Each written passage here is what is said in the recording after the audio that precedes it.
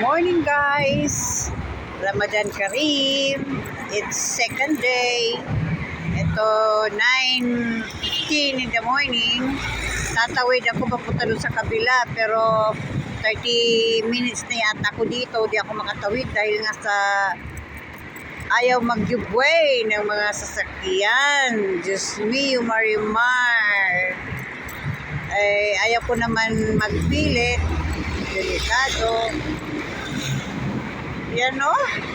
Wala talaga. Pero yung kung ibang lahi yan, ano na yan? Tatawid talaga yan.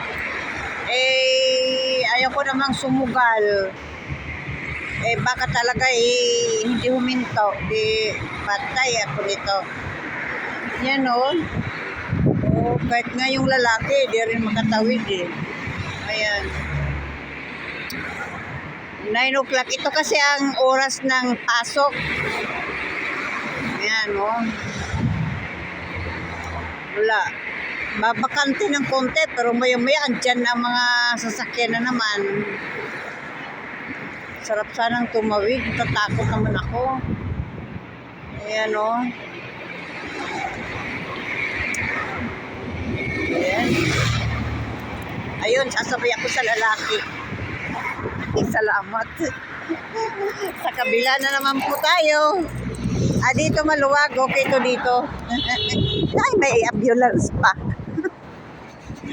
Ay, salamat. Thank you, Lord. Nakatawid din po tayo. Kung walang lalaki, di talaga ako makatawid.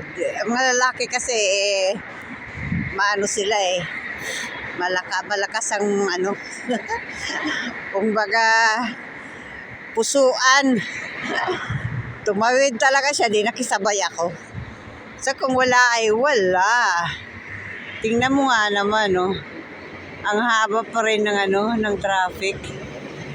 Yan wala, di ka makatawid ng basta-basta.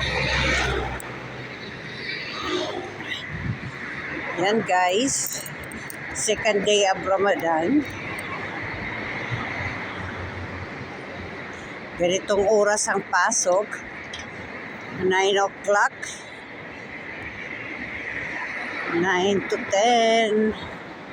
Ayan. Alam mo, abnormal to na Ramadan ngayon. Dapat, mainit. Pero may araw nga, malamig naman talaga. Wala pa rin. Sana mag-summer na talaga. Ayan guys, hanggang ngayon, dami pa rin So, bye guys.